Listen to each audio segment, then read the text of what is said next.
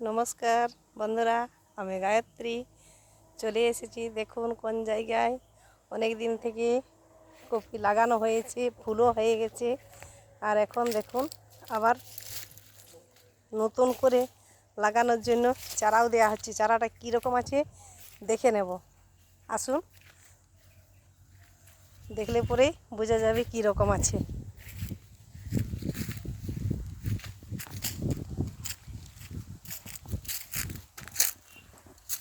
এই যে দেখুন, এইখানে দেওয়া আছে চারা,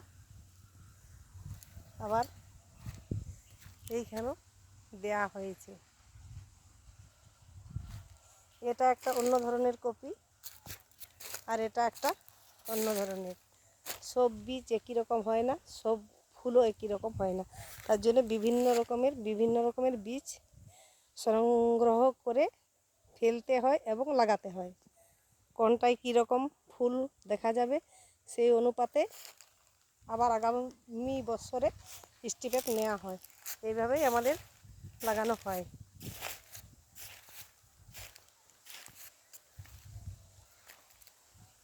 আবার দেখুন, এই যে এই চারা ভাটাগুলোতে প্রচুর চারা হয়ে রয়েছে, দেখুন। আর সেই ডোগাটার মাঝখানে দেখা যাচ্ছে, সেখানেও আবার চারা দেওয়া হয়েছে।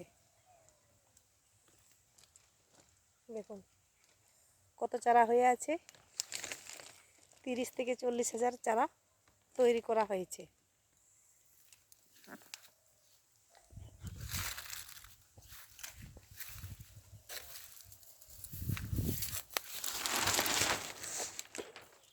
আবার দেখুন এইখানে চারাগুলো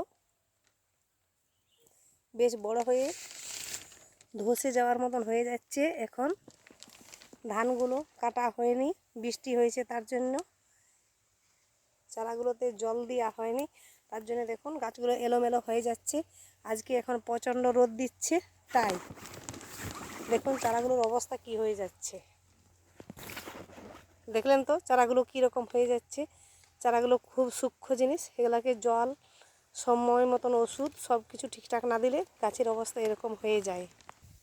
এই যে এই জমিগুলোতে পুরোপুরি চারাটা লাগানো হবে, কিন্তু ধানটা বৃষ্টি হচ্ছে ফলে তার জন্য কাটা হয়নি, নাহলে ধান এখন কাটা হয়ে যেত। দেখুন চারিদিকে ধান পেকে সোনালি রং হয়ে গেছে, কিন্তু 1-2 দিন না আকাশ পরিষ্কার দেখলে কাটা সম্ভব হচ্ছে না। তার জন্য চারাগুলোর অবস্থা এরকম হয়ে গেছে। তার জন্য জল দেওয়া হচ্ছে না, জল দিলে পরে আবার অনেক বড় হয়ে যাবে। দেখুন কীরকমভাবে গাছগুলো, ধানগুলো মাটিতে লোটোপুটি খাচ্ছে। দেখুন। নমস্কার বন্ধুরা, এখন এই পর্যন্তই।